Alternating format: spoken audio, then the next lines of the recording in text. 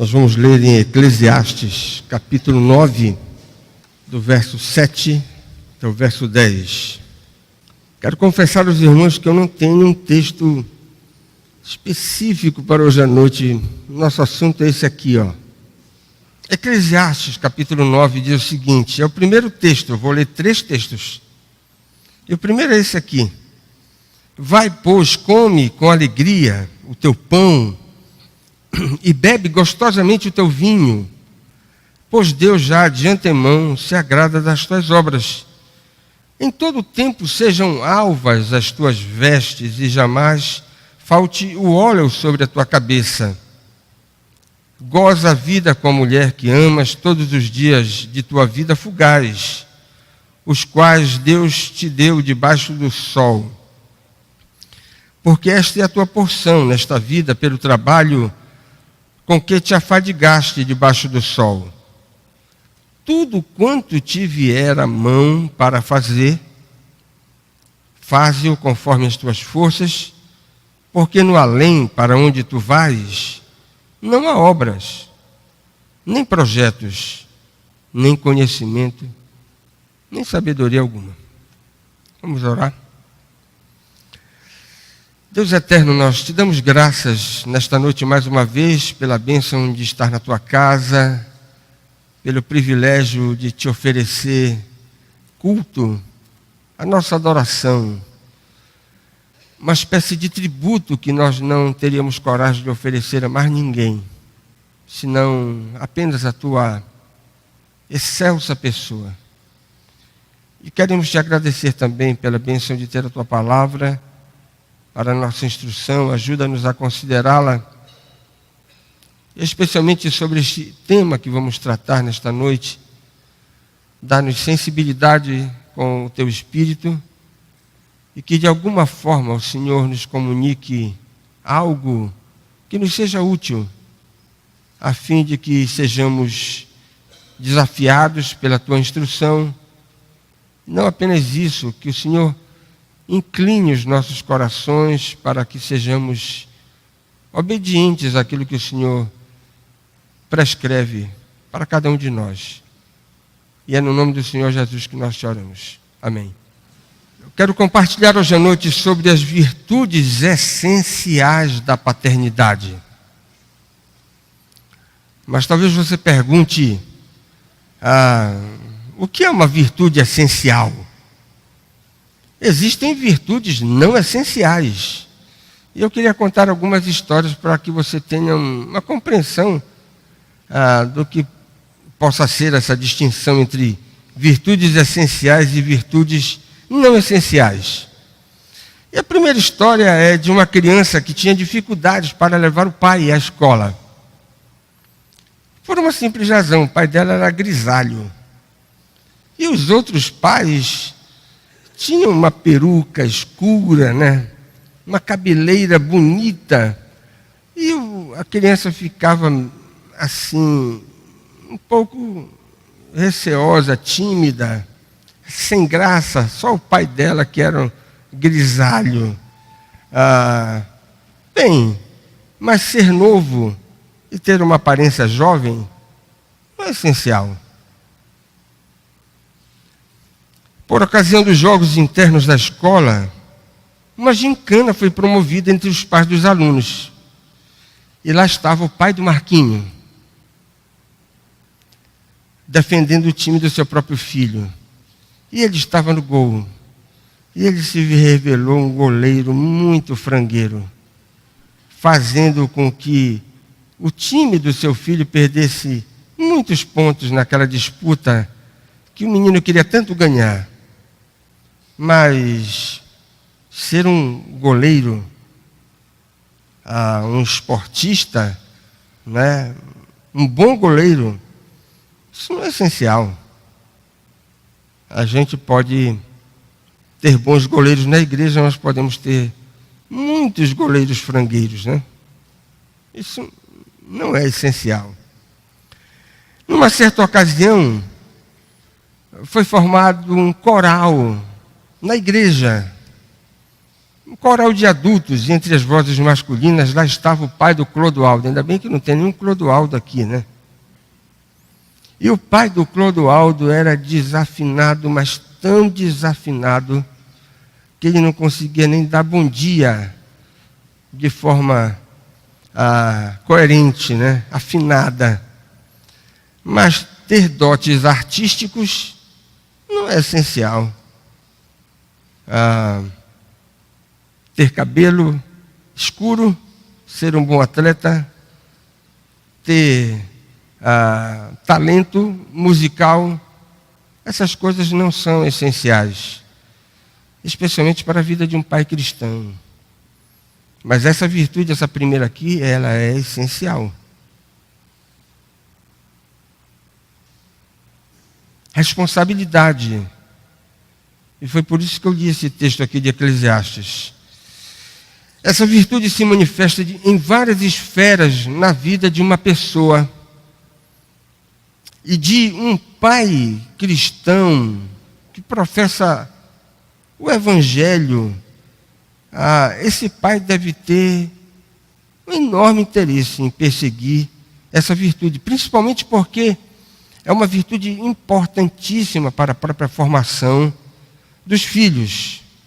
E eu quero dar algumas esferas onde isso se verifica. Um pai deve demonstrar a sua responsabilidade no empenho que ele revela como trabalhador. Nada mais triste para a fé cristã, um homem que se diz servo de Deus, verbalizando: eu quero ter um emprego e não trabalho. É uma declaração tanto ruim para um pai que professa a fé cristã. Seja trabalhando como autônomo, ou seja como empregado de uma empresa privada, seja como funcionário público, um pai crente deve ser um homem comprometido com a diligência. Uma das piores mazelas que nós podemos encontrar na vida de uma pessoa é a preguiça. E talvez você não dê tanto valor para a preguiça. Preste atenção, a preguiça, segundo aqueles homens que pensaram muito no passado, eles colocaram a preguiça entre os 7 pecados capitais. 7 pecados capitais, a preguiça estava lá. Porque parece que esse tipo de comportamento, ele depõe contra algo que Deus espera de cada um de nós, a diligência. Não podemos ser indolentes, não podemos nos escorar. E aqui uma palavra específica para aqueles que são homens e pais dentro de uma família cristã, onde esse pai tem a bênção de ter uma esposa que também trabalha e complementa a renda da casa. Já imaginaram um pai crente que fica se escorando na renda complementar da própria esposa? É triste. E nós devemos evitar esse tipo de coisa. Segundo aspecto da responsabilidade cristã na vida de um pai, na satisfação das necessidades básicas da família. Isso não significa dizer que agora o pai, por ser crente e tendo que agir de forma responsável, ele estará obrigado a satisfazer todos os desejos dos membros da sua própria casa e até os caprichos. Não significa isso. É claro que todos nós temos limitações e nós devemos andar de acordo com o nosso orçamento doméstico. Nós não podemos comprar mais do que o nosso salário permite.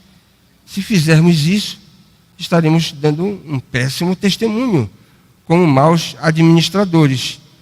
Porém, preste atenção nisso. Satisfazer as necessidades básicas da família.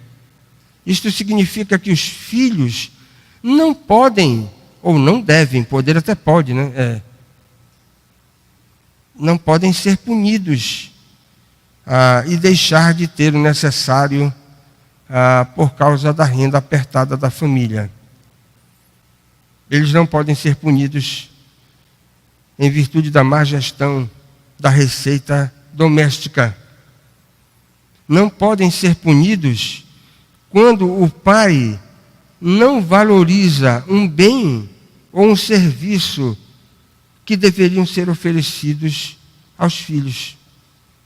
Você já imaginou um pai privilegiando a compra de algum bem que esteja dentro das suas expectativas de vida e deixando de ser tão generoso com o pagamento da escola do seu filho? Isso parece que não é bonito, não é recomendável. Vamos sacrificar algumas coisas, mas nossos filhos não podem ser punidos porque nós queremos satisfazer algum desejo que nós alimentamos durante toda a nossa vida. E terceiro, no cumprimento das obrigações ordinárias. Um pai cristão deve ser conhecido e principalmente esse deve ser o testemunho que ele deve dar dentro de casa, que a sua palavra tem valor. Quando ele empenha a palavra, ele cumpre. Um pai crente deve ser observador dos horários estabelecidos nos diversos compromissos. Olha que coisa interessante. Muita gente se vicia no mau costume do atraso. E a gente até faz a brincadeira com relação a isso. Olha, fulano de tal nunca chega atrasado. Mas como assim? Todas as vezes na escola dominical ele chega 15 minutos depois. Pois é, mas preste atenção. Todo domingo ele chega 15 minutos depois. Ele chega pontualmente. 15 minutos atrasado. Né? Esse é um mau costume que nós precisamos corrigir. Ter compromisso com o horário é uma coisa que faz parte, que está dentro da nossa responsabilidade. E assumir tarefas apenas que as nossas condições sejam capazes de satisfazer. Não podemos assumir tarefas que não temos condições de cumprir. Vamos falhar com a nossa palavra. E onde está a nossa responsabilidade? Portanto, essa é uma virtude que todos nós devemos perseguir com empenho. A responsabilidade. A segunda virtude, a autoridade. Abra sua Bíblia em Efésios 6, o verso 4. E vós, pais, não provoqueis vossos filhos a ira, mas criai-os na disciplina e na admoestação do Senhor. O versículo pressupõe a autoridade que deve ser exercida pelo próprio pai. Não é demais fazer uma observação. Quando o versículo 1 diz, filhos, obedecei a vossos pais, a palavra que aparece aí no substantivo para pais é a palavra genérica. Mas aqui no verso 4 não é a palavra genérica para pais. É a palavra específica para o homem, o sacerdote do lar. Primariamente, ele tem a responsabilidade de exercer a liderança dentro da sua própria família. E essa liderança tem que ser amorosa. Não apenas uma liderança que esteja condicionada pela afeição, mas o chefe do lar, o homem, deve exercer essa liderança entendendo que essa sua função é uma delegação divina para que ele possa cumprir dentro da sua família. E ele vai conduzir o seu lar, preste atenção nisso, na adoção de valores elevados. E é muito interessante isso, porque as crianças percebem mais cedo do que nós somos capazes de discernir. Elas percebem muito cedo quais são os valores estimados dentro de casa. Elas pegam no ar. Nós não precisaremos objetivamente ensinar isso para elas. Elas estarão assimilando de uma forma que muitas vezes nós perdemos de vista e que certamente vai fazer uma diferença muito grande na vida dos nossos filhos ao observarem quais são os valores que nós prezamos, quais são os valores importantes para nós, qual é a ordem de prioridade que funciona dentro da nossa casa. Os nossos filhos vão perceber isso com uma precisão impressionante. Valores elevados. E a liderança do esposo, do pai, também tem o compromisso de corrigir os comportamentos impróprios. Essa função foi dada para ele. Ele tem que exercer uma liderança amorosa, entendendo que essa liderança foi designada por Deus para ele, e ele vai ensinar à sua família os valores mais elevados, vai corrigir, na medida em que as coisas vão caminhando e vão precisar de correção. A primeira observação desse conceito de autoridade, irmãos, exercício de autoridade tem que ser algo temperado pelo amor. Do contrário, a autoridade vai se degenerar. Vai deixar de ser autoridade que agrada a Deus para ser autoritarismo, que desagrada ao Senhor. A autoridade que deve ser exercida por um pai cristão não é a autoridade derivada da força, nem da autoridade derivada do ofício que ele exerce fora de casa. Muitas vezes já dei esse exemplo aqui. Um pai é militar e ele passa o dia todo no quartel. Quando ele chega em casa, mesmo depois de ter tirado a farda, ele ainda quer dar ordem como se ele estivesse no quartel, com o mesmo tom de voz. Não, aqui mudou. Ei, acorda, você está em casa.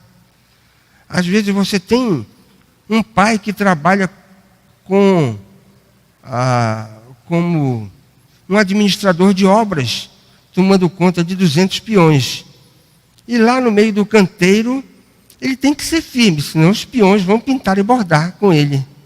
E quando ele chega em casa, cansado, tira a roupa, ele ainda conserva o mesmo tom de... Não, você já deixou a obra, você está em casa agora.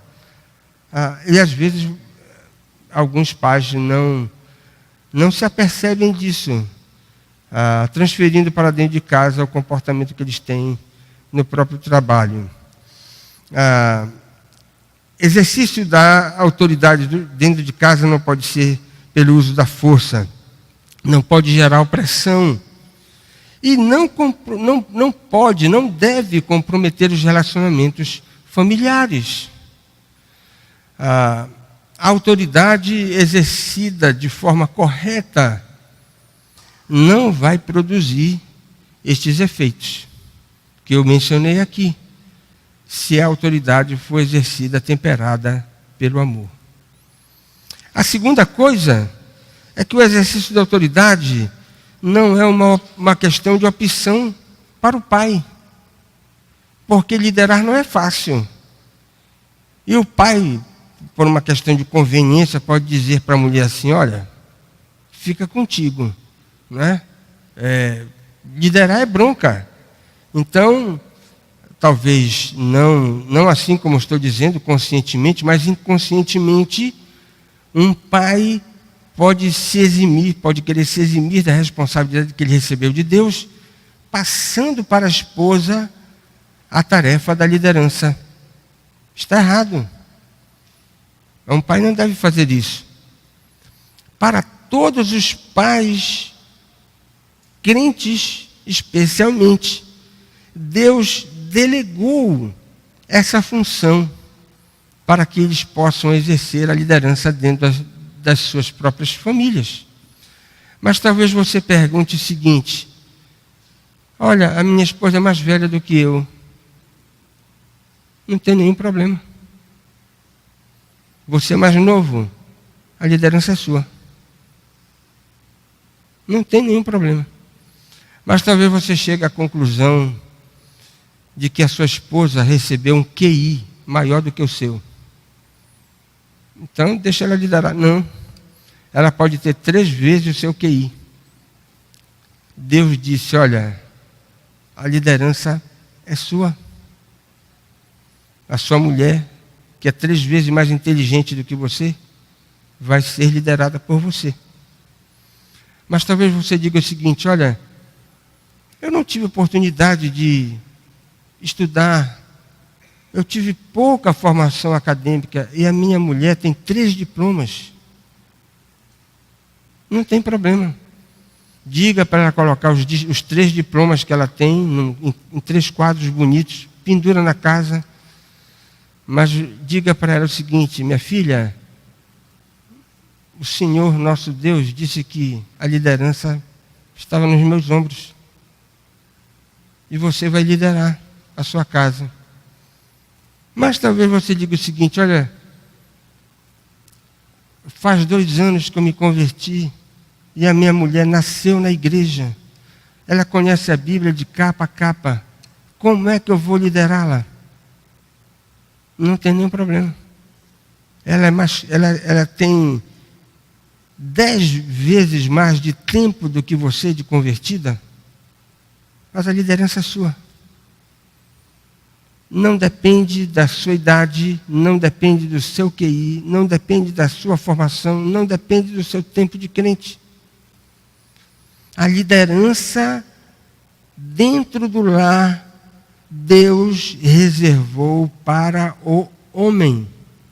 E ele precisa exercer isso com base nessa delegação divina, procurando temperar o exercício da autoridade com a virtude do amor, para que a autoridade não se degenere em autoritarismo. E por último, bem, então se eu sou o líder do lar, eu vou governar a minha casa sozinho, porque Deus me mandou fazer isso. Errado. O exercício da autoridade por parte do pai cristão não exclui a participação da esposa. Ele é o cabeça do lar. Ele é o sacerdote do lar. Ele é o líder. Mas ele vai ser tolo e vai estar incorrendo em erro se ele disser que prescinde da ajuda da sua esposa para o exercício correto da sua liderança dentro de casa. O pai é o cabeça do lar, mas não significa que a gerência da família é alguma coisa feita exclusivamente por ele. Os homens não podem dizer o seguinte: olha, a gerência de casa é minha. E eles não podem dizer para a mulher: olha, você fica fora. Tudo aqui eu decido, porque Deus disse que sou eu o cabeça do lar. Está errado. Por que está errado? Está errado por uma simples coisa. A sociedade conjugal, na esfera do casamento, ela impõe que o exercício da autoridade seja compartilhada. Preste atenção nisso. No casamento, nós temos a comunhão, nós temos um contrato, nós temos uma aliança entre 2 pessoas de igual dignidade. Apenas Deus reservou para as partes funções diferentes. Para o homem a liderança e para a mulher a tarefa de auxiliá-lo, não é? De ser submissa a ele, mas de auxiliá-lo na própria liderança da casa. Essa é uma imposição dessa aliança que é feita através do casamento. Agora, irmãos, eu quero dar 3 razões que nos fazem pensar no quanto é importante nós exercermos de forma saudável a autoridade que nos compete dentro do nosso próprio lar. A primeira razão é porque, se você tem autoridade sendo exercida dentro de casa de forma saudável, você vai propiciar para os seus filhos um ambiente saudável para que eles cresçam de forma equilibrada na esfera emocional.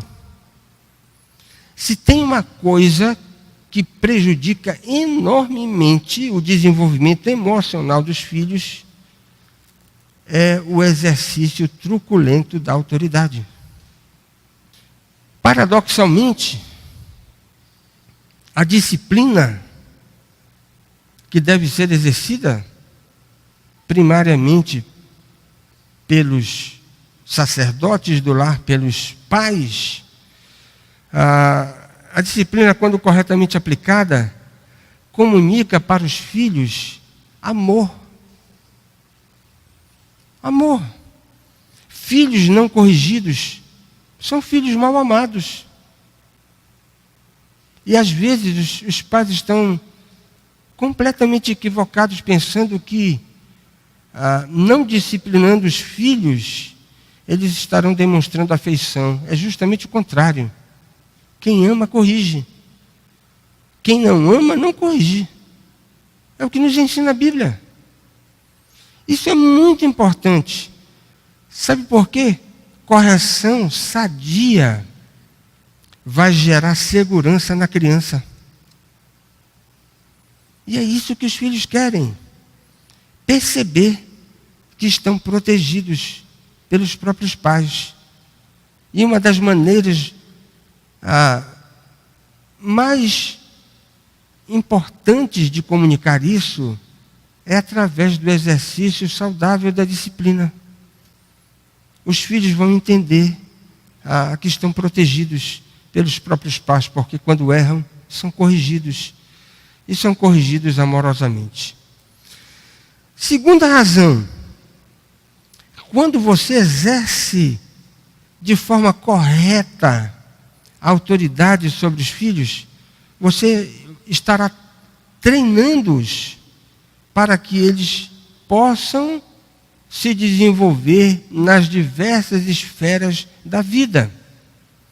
Quando uma criança não aprende, preste atenção nisso, não aprende o princípio da autoridade dentro de casa, nós podemos dizer com absoluta certeza, sérias dificuldades estarão à sua espera na rua. Você vai ter relacionamentos defeituosos. Mas por que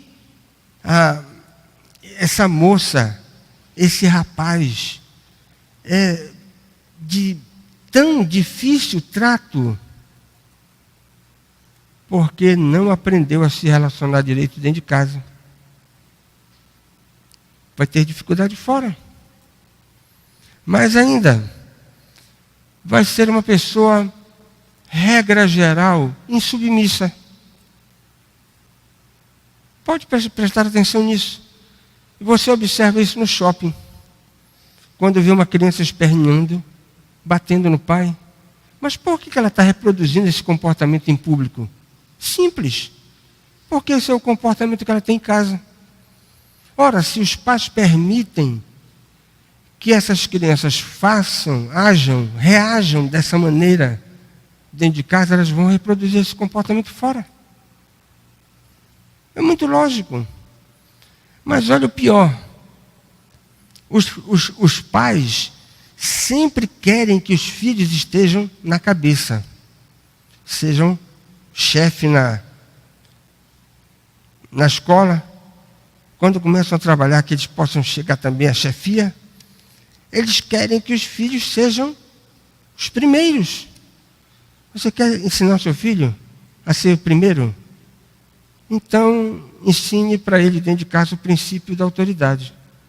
Porque se você não ensinar para ele o princípio da autoridade, da obediência, ele não vai saber governar ninguém. E a chefia já era. Não vai ser chefe. Não aprendeu a ser subordinado. É lógico. Então, quando os pais falham em ensinar o princípio da autoridade para os seus próprios filhos, eles estão causando neles um terrível prejuízo. Não estão fazendo bem. Mas a terceira razão é a mais importante de todas. Irmãos, exercício da autoridade para que meu filho cresça emocionalmente saudável é bom. Ensinar o princípio da autoridade para que ele tenha relacionamentos saudáveis fora de casa e até tenha condições de liderar outras pessoas é bom também. Mas essa terceira razão é a mais importante de todas. Quando pais crentes exercem corretamente a autoridade que lhes foi delegada no exercício da disciplina sobre os seus filhos, eles estarão dizendo para eles, sem verbalizar nenhuma palavra, estão dizendo para ele: você está vendo? Existe uma autoridade no céu sobre você, maior do que eu. Os filhos vão aprender, pela disciplina que recebem, que existe autoridade no mundo. E uma autoridade maior do que aqui na esfera horizontal exerce a disciplina sobre eles. E a Bíblia diz que quando os pais procuram agir dessa maneira, estarão inclinando o coração dos seus filhos à experiência da conversão. Essa é a razão mais importante. Nós não vivemos de forma autônoma nesse mundo. Nós prestamos contas.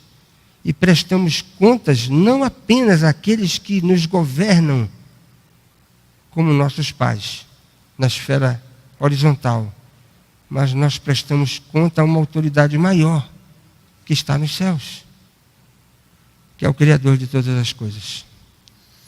Essa é uma virtude importante, o exercício da autoridade. E a última virtude? Espiritualidade. Abra sua Bíblia lá em Jó, capítulo 1, verso 5. Decorrido o turno de dias de seus banquetes, chamava Jó seus filhos e os santificava.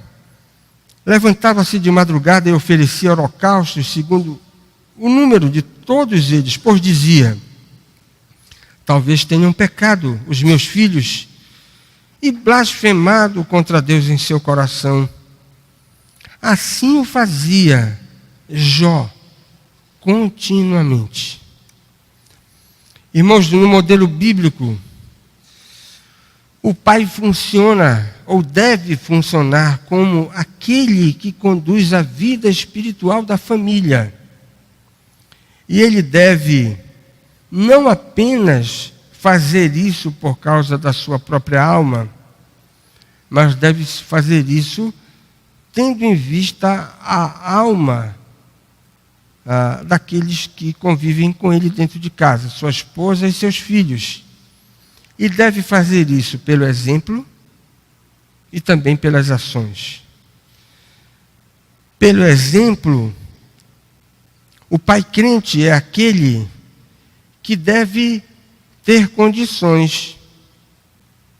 E a gente pode pensar naquele texto lá da instituição da Páscoa, tem o dever. E deve misturar com esse dever o prazer de falar para os seus filhos da sua própria experiência de conversão. Olha que coisa interessante. Pais crentes devem procurar compartilhar com os seus filhos a experiência que tiveram de nascer de novo, do novo nascimento. Mas como assim? Aí eu lembro de uma frase muito antiga que eu já li. Se uma pessoa não tem condições de falar da própria experiência que teve com Cristo, passando da morte para a vida, das trevas para a luz, essa pessoa precisa rever se de fato é verdadeiramente cristã. Um pai crente precisa ter condições de falar da sua própria experiência de salvação. É um homem também que deve demonstrar no dia a dia que tem uma sólida vida devocional.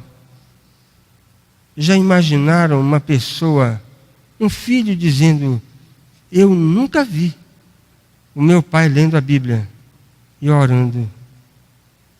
Que tristeza! Nunca vi o meu pai lendo a Bíblia e orando. Ele não tem vida devocional? Nunca vi. Como assim? Sólida vida devocional. Também deve ser alguém que aplica primeiro a si mesmo os princípios elementares da vida cristã. Irmãos, na vida cristã existe o ABC. Não adianta, você não vai conseguir pronunciar X, Y, Z sem que você consiga pronunciar ABC. Não adianta. E o ABC da vida cristã envolve renúncia. Renúncia. Se alguém quer vir após mim, a si mesmo se negue e tome a sua cruz dia a dia e siga-me. Palavra do Senhor Jesus.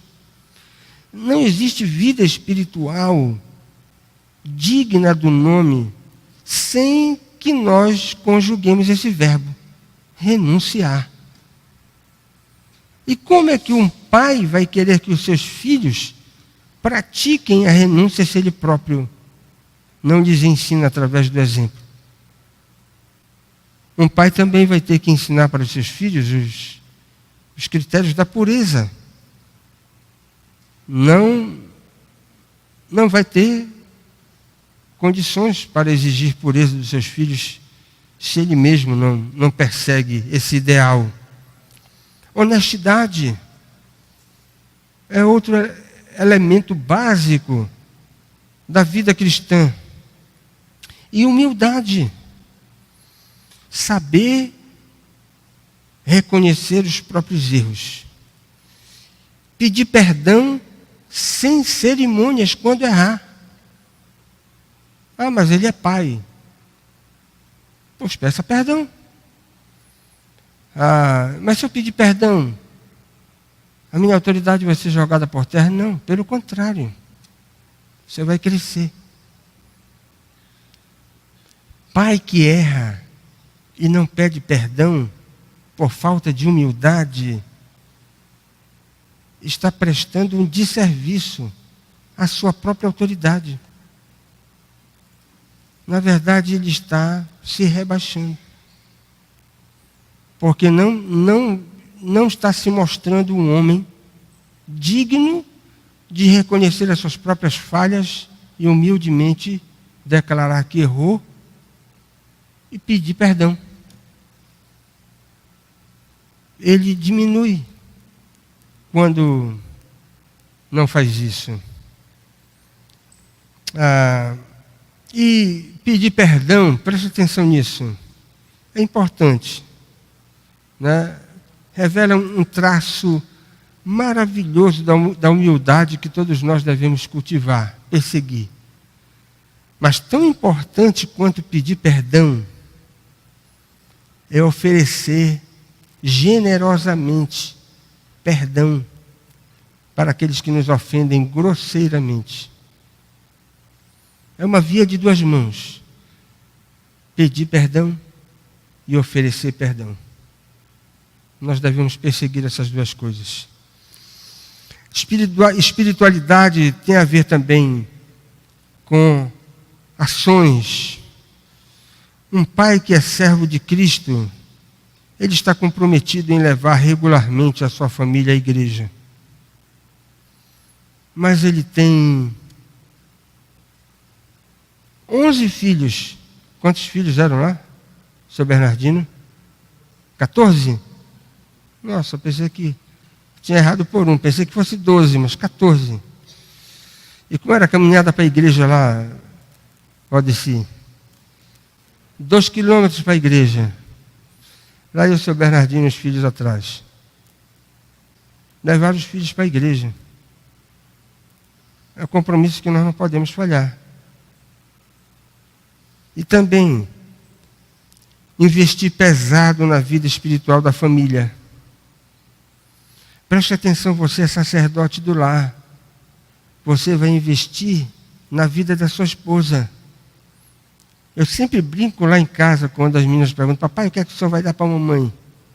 Aniversário de casamento, aniversário de idade mesmo. Eu disse: eu já comprei, é um livro. De novo, papai, um livro. Livro. Não é? Mas é brincadeira. Eu já dei muito livro para minha mulher, continuo dando. Né? O último que eu dei foi Até que Tenhamos Rostos. C.S. Lewis. Invista na sua esposa. Pesado, sem pena. Mas a gente precisa ouvir um pagode aqui dentro de casa. Pagode? Não. Aqui em casa não. Aqui em casa nós não temos música não cristã. Nós só temos música cristã. Nosso compromisso aqui é com o cuidado da nossa alma. Para que eu vou curtir essas músicas? Podem ser até bonitas. Sei lá de quem. Essas músicas não me interessam. E eu não vou gastar um centavo comprando música não cristã. Quando a gente chega em casa na escola dominical, depois da escola dominical, e a Léa está cuidando das últimas coisas relacionadas com a comida, liga aí, coloca uma música. E aí eu que coloco uma música, ela escolho Josué Rodrigues, Koinonia, música cristã, para que a nossa alma seja enriquecida. Nós não vamos curtir música que não sejam para elevar a nossa alma. Não temos interesse nisso. Mas talvez você pergunte por quê? Porque eu estou me preparando para ir para o céu. No céu não vai ter esse tipo de música. Não vai ter axé, não vai ter música popular, não vai ter pagode, não vai ter... com essa daqui do Pará,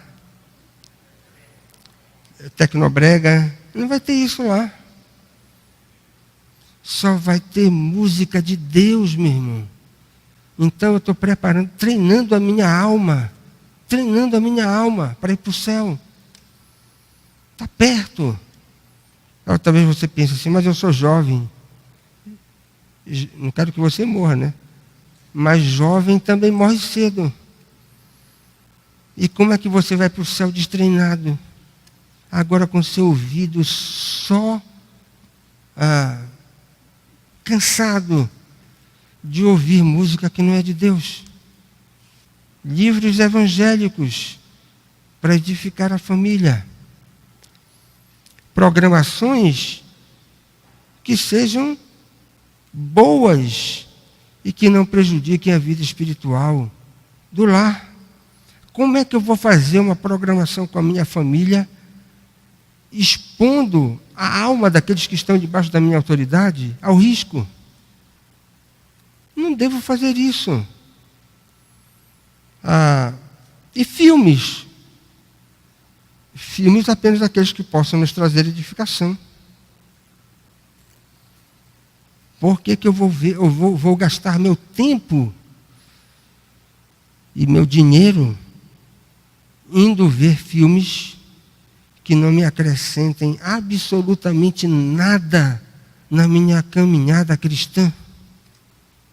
Não vou fazer isso. Eu preciso ser um bom mordomo.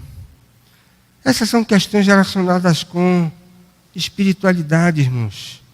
Que como pais, que temos a responsabilidade de liderar a família, precisamos estar bem atentos para essas coisas, a fim de que não venhamos a comprometer a caminhada espiritual da nossa própria casa. Depois venhamos a perguntar, mas onde foi que eu errei? Onde foi que você errou? Você não cuidou das coisas espirituais que estavam debaixo da sua responsabilidade. Eu quero fazer 2 observações finais. A falha grave num desses quesitos se constitui num prejuízo enorme para o testemunho cristão e pode ocasionar a ruína de uma família pela falta de juízo do próprio pai que tem a responsabilidade de liderar a própria casa. Não há como diminuir o estrago causado pelo pecado nessas questões estruturais da vida familiar. Responsabilidade, exercício da autoridade, espiritualidade. São questões estruturais. Nós não temos como mensurar. Não temos como prever os prejuízos, o estrago que a negligência com relação a essas virtudes pode ocasionar. O que nós podemos dizer é que certamente o prejuízo virá. Porque está sendo encomendado se você negligenciar o cuidado para com essas virtudes que são essenciais. Mas talvez você que esteja aqui hoje à noite diga o seguinte: olha, eu estou falhando em todos esses quesitos. Ou então eu estou falhando em 2. Ou estou tropeçando gravemente em 1. Eu tenho uma boa palavra para você. Uma palavra de esperança. Ainda que haja problemas sérios em qualquer uma dessas áreas, é possível consertar. E melhorar muito. Mas preste atenção. Se houver disposição sincera da sua parte. Você precisa reconhecer, e não simplesmente reconhecer de forma teórica que fique apenas na sua mente. Você tem que reconhecer e ter o desejo de assumir o compromisso de pagar o preço da mudança que certamente Deus lhe exige, para que você não caia no buraco, para que você saia do atoleiro. Essa é a grande mensagem de esperança do Evangelho para todos os pecadores.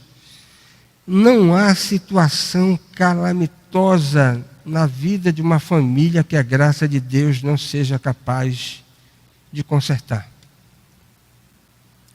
Se houver sincera contrição, sincero arrependimento, sincero interesse de começar do zero, essa é uma matéria que Deus se agrada, começar do zero.